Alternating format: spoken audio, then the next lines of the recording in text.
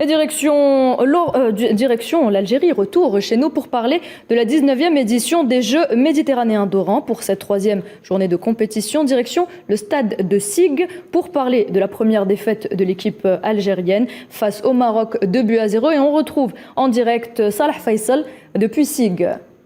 Salah, bonsoir.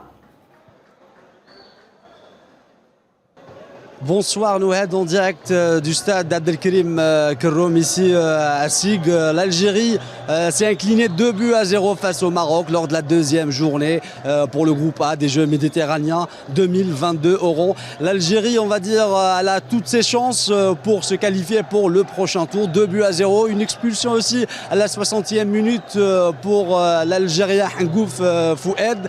On a vu un match, on va dire, serré entre deux équipes après un 0-0 à la première mi-temps. La deuxième période, c'est les Marocains qui ont pris le dessus et c'est les Marocains qui ont réussi à gagner ce match. Les Marocains qui ont perdu leur premier match 1-0 face à la France. On rappelle que l'Algérie a gagné l'Espagne et le groupe A devient un groupe de fer. Il faut aussi saluer le public algérien qui était ici au stade Abdelkarim Kerroum, qui malgré la défaite de l'Algérie, qui est resté pour saluer les joueurs algériens, les U18 algériens, et aussi saluer les joueurs marocains qui ont gagné ce match. Donc 3 points pour le Maroc, 3 points pour l'Algérie, 3 points aussi pour la France qui affrontera à partir de 20h la Grèce dans un match, plutôt l'Espagne, pardon, affrontera l'Espagne au stade Ahmed Zabana à Oran. Ici, à ce Justement, stade de Sig, au stade d'Abdelkarim Kerroum, le Portugal.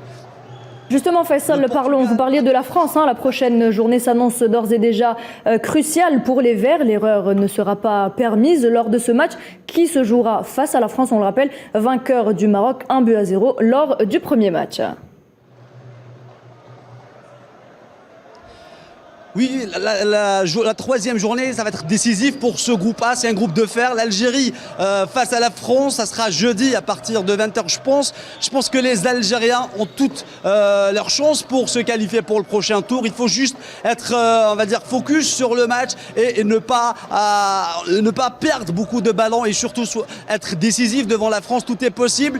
Et ce groupe, on peut dire qu'il est open dans tous les sens parce qu'on a l'Espagne qui va jouer aujourd'hui face à la France.